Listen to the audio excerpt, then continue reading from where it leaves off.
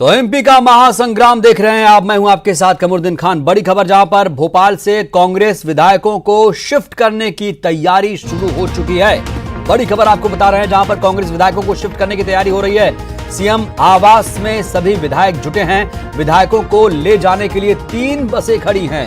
कुछ देर में CM house से ये बसें विधायकों को लेकर रवाना हो जाएंगी। तो आपको बड़ी खबर बता रहे हैं जहां पर अब कांग्रेस ने भी विधायकों की बाड़ेबंदी करनी शुरू कर दी है और ऐसा बताया जा रहा है कि इन कांग्रेस विधायकों को राजस्थान की राजधानी पिंक सिटी जयपुर ले जाया जा सकता है, ऐसी खबर है। हालांकि लगातार जो विधायक आ रहे थे उनसे रिएक्शन लिए जा रहे थे, वो इस बात की जानकारी पुख्ता तौर पर नहीं दे पा रहे हैं कि उन्हें ले जाया कहां जाएगा। हालांकि अब बसें खड़ी हैं, इंतजार है कुछ देर का और जब सीएम हाउस से विधायक रवाना होंगे।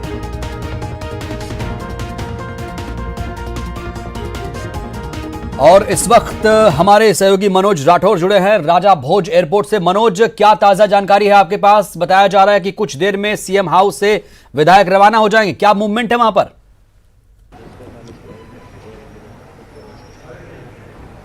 जी बिल्कुल, जिस स्पेशल फ्लाइट से इन विधायकों को ले जाना है वो फ्लाइट जो है भोपाल एयरपोर्ट पर पहुंच चुकी है। हालांकि अभी ये तय नहीं है कि ये फ्लाइट यहां से कितने बजे रवाना होगी, क्योंकि जो समय पहले आया था करीब 11 बजे ये फ्लाइट जो है जयपुर पहुंचनी थी, लेकिन अब क्योंकि समय हो चुका है, ऐसे में 11 बजे से ये समय बढ़ गया और बताया जा रहा है करीब 12 बजे का ये समय तय किया गया है। लेकिन अभी क्योंकि जिस तरीके से सीएम हाउस में लगातार हलचल बढ़ी है और तमाम जो विधायक है वो पहुंचे हैं और 3 बसें वहां पर जो है उन विधायकों को एयरपोर्ट तक पहुंचाने के लिए खड़ी है, लेकिन अभी वहां से जो बसें रवाना होनी चाहिए थी वो बसें अभी रवाना नहीं हुई है। लेकिन बताया जा रहा है कि कुछ ही देरी में जो बसें हैं वहां से रवाना होगी और भोपाल एयरपोर्ट पहुंच जाएगी। एयरपोर्ट पर जो है तमाम व्यवस्थाएं यहां पर की गई है और जो सीआईएसएफ के जवान हैं वो भी यहां पर तैनात हैं। साथ में क्योंकि मीडिया का यहाँ पर जमावड़ा है, यही कारण है कि लोकल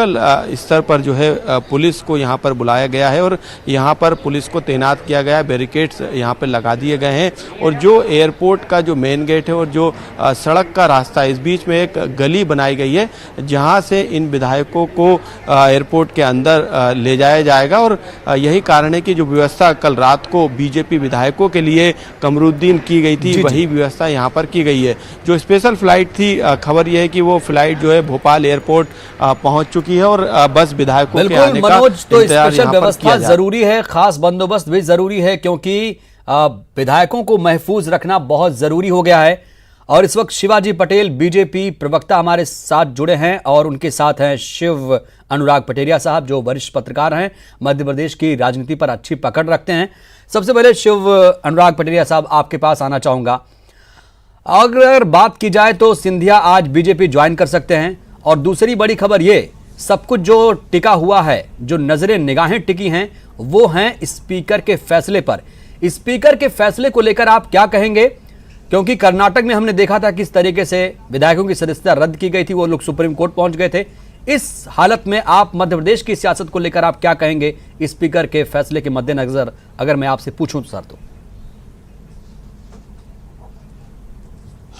कमरुद्दीन जी, वास्तव में स्पीकर बहुत ही मजे हुए खिलाड़ी हैं। उनका लंबा दीर्घ अनुभव है, मध्य प्रदेश में तमाम मंत्री पदों पर रहे हैं और उनकी जो प्रशासनिक दक्षता है, संसदीय दक्षता है, उसके बारे में हम सवाल खड़ा नहीं कर सकते हैं। एक लंबे अनुभव के धनी है, तो मुझे लगता है कम से कम ताज़ा पॉलिटिकल सिनेरियो में वो थोड़ा वक्त लेंगे। इतना आसान नहीं है। कल उनको इस्तीफे दिए जा चुके हैं, लेकिन उन्होंने अभी तक कोई फैसला नहीं लिया है। चाहे महाराष्ट्र का मामला हो, चाहे वो कर्नाटक का मामला हो या दूसरे जगहों के मामले हैं, बिहार का भी मामला हो, उसमें जो स्पीकर की सर्वोच्चता है उसको आप चुनौती बहुत मुश्किल से दे सकते हैं कि उनकी अपनी एक ऑटोनॉमी है, अपनी एक स्वायत्तता है। कर्नाटक के बारे में हाई कोर्ट और सुप्रीम कोर्ट के फैसले आप देख चुके हैं। तो मुझे लगता है कि कम से कम 16 यानी उस दिन मध्य प्रदेश में बजट सत्र समवेत होगा, जो बजट सत्र हमारे यहाँ होने वाला, मध्य प्रदेश में होने वाला है। तो उस तारीख तक तो आप मान के चलिए कुछ होने वाला नहीं है। कानूनी राय, मशवरा, परामर्श होते रहेंगे। मुझे लगता है 16 तारीख को जब सदन समवेत होगा तो असली खेल तब शुरू होगा, तब विधायक आएंगे। पहला दिन क्योंकि श्रद्धांजलि का दिन होता है, तो यानी 16 तारीख तक का इंतजार करना होगा, क्योंकि सत्र की शुरुआत सोमवार से शुरू हो रही है। रंजीता हमारी सहयोगी दिल्ली से जुड़ी हुई है। रंजीता, क्या अपडेट है आपके पास?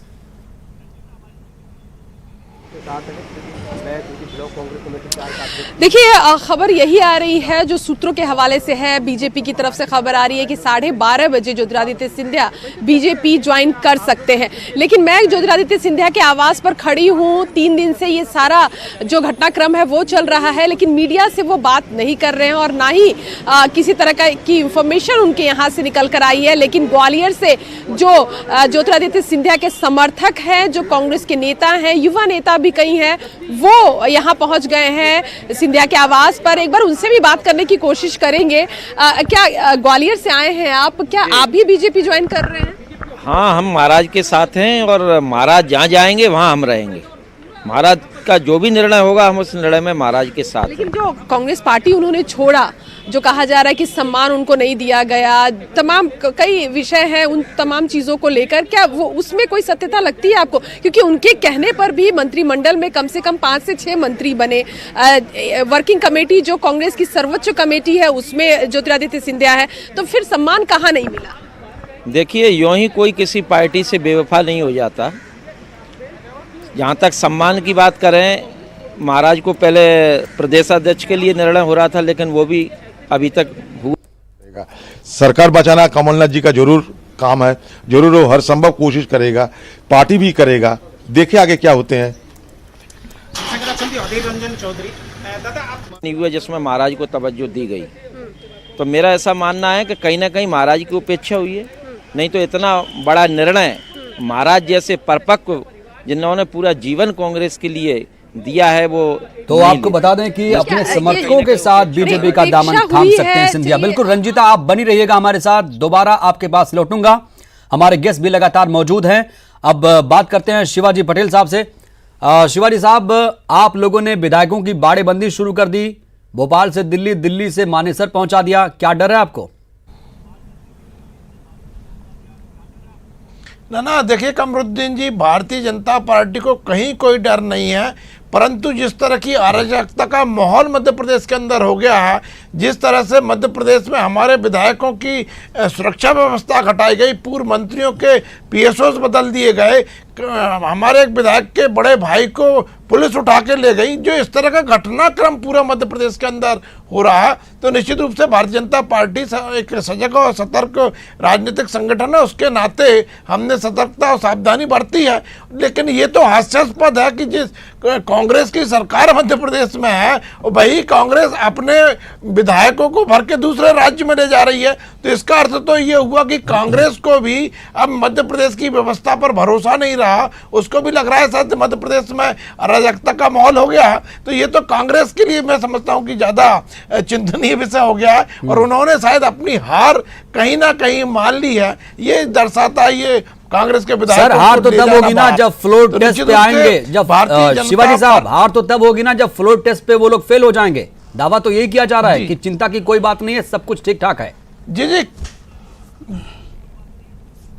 जी कमरुद्दीन जी, बिल्कुल देखिए, जो भी परीक्षण होना है वो तो फ्लोर पर ही होना है, विधानसभा के अंदर होना है। लेकिन जिस तरह की परिस्थिति बन गई है, 22-23 विधायकों ने इस्तीफे अपने विधानसभा अध्यक्ष को दे दिए हैं। अब विधानसभा क्या करते हैं, ये तो विधानसभा अध्यक्ष क्या करते हैं ये देखने वाला विषय है। परंतु ये तो सुनिश्चित हो गया है कि 22-23 विधायक कांग्रेस से अलग हो गए हैं, उन्होंने विधायकी से भी इस्तीफा दे दिया है। तो निश्चित रूप से वर्तमान सरकार अल्पमत में आ चुकी है। अब जो कांग्रेस जिस भरोसे विश्वास व्यक्त कर रही है, तोड़फोड़ करने की कोशिश कर रही है, तो ये भी बड़ा हास्यास्पद लगता है। देखिए, जो कांग्रेस इस भरोसे है कि जो विधायक इनसे अलग हो गए हैं वे शायद इनके साथ वापस जाएं, जो कि संभव नहीं दिखता, क्योंकि उन विधायकों को 2 लोगों की चिंता रहती जो है। 22 विधायकों ने, शिवाजी साहब, जो 22 विधायकों ने इस्तीफा दिया है, क्या आप लोग बीजेपी उनसे कांटेक्ट कर रही है, और कर रही है तो कौन कर रहा है? ना देखिए, भारतीय जनता पार्टी के कांटेक्ट करने का प्रश्न नहीं है, परंतु जिस तरह की परिस्थिति आ रही है वो तो सबके सामने है कि ज्योतिरादित्य सिंधिया जी ने कांग्रेस से इस्तीफा दे दिया है, उन सभी विधायकों ने विधायकी से इस्तीफा दे दिया है। तो निश्चित रूप से कांग्रेस के तो संपर्क में वो नहीं हो सकते।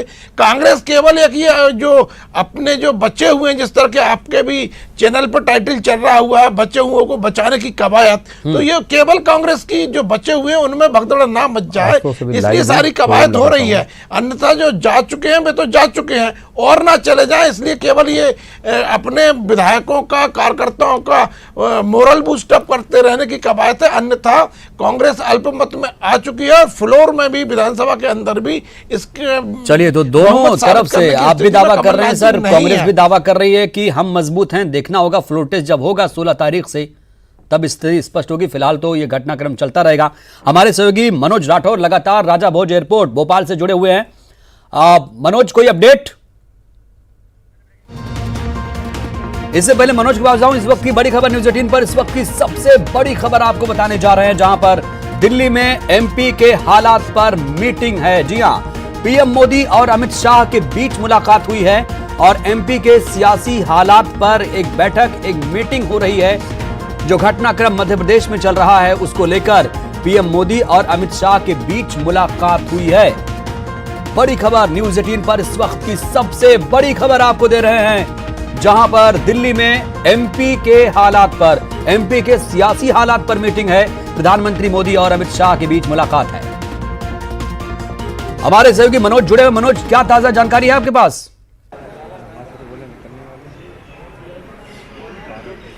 जी बिल्कुल, सीएम हाउस में जो विधायकों की चर्चा है वो करीब आधे घंटे और चलेगी। उसके बाद आधे घंटे के बाद जो तमाम विधायक हैं, जिनकी संख्या करीब 80 बताई जा रही है, वो विधायक एयरपोर्ट के लिए बसों से रवाना होंगे।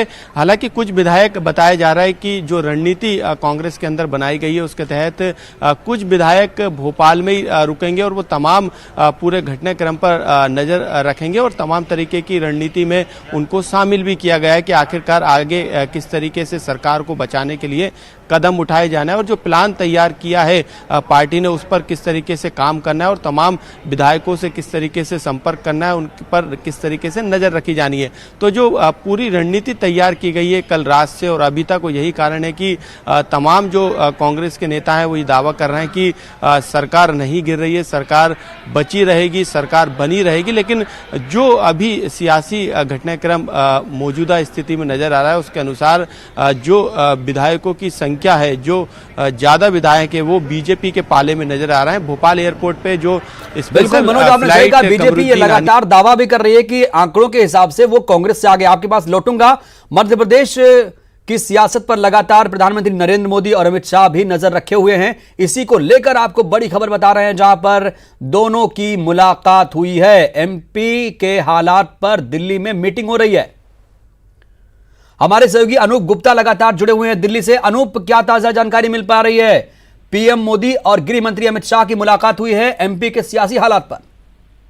बिल्कुल, जिस तरीके से लगातार वहां पर राजनीतिक हालात बदल रही है, उस वैसे में प्रधानमंत्री नरेंद्र मोदी और अमित शाह, ये दोनों बीजेपी के बड़े नेता हैं। इन दोनों की नजरें जो है टिकी हुई है कि क्या हालात हैं, किस तरह से बीजेपी को आगे बढ़ना है। ऐसे में एक मुलाकात सुबह हुई है और फिर से मुलाकात हो रही है। एक बड़ी बात कह सकते हैं, क्योंकि जिस तरीके से इन दोनों नेताओं की हमने देखा, कल भी 2 से 3 बार इन दोनों की मुलाकात हुई, बैठक हुई, बातचीत हुई। कल भी सीसी की जब बैठक हुई थी, उसके बाद अमित शाह और प्रधानमंत्री नरेंद्र मोदी अकेले बैठे थे और मंथन उन्होंने की राजनीतिक हालात पर। तो नजरें हैं सबकी टिकी हुई है, नजरें की क्या किस तरीके से आगे बीजेपी। अनूप, इन दोनों के बीच आखिर मंथन किस बात को लेकर हुआ होगा या हो रहा है?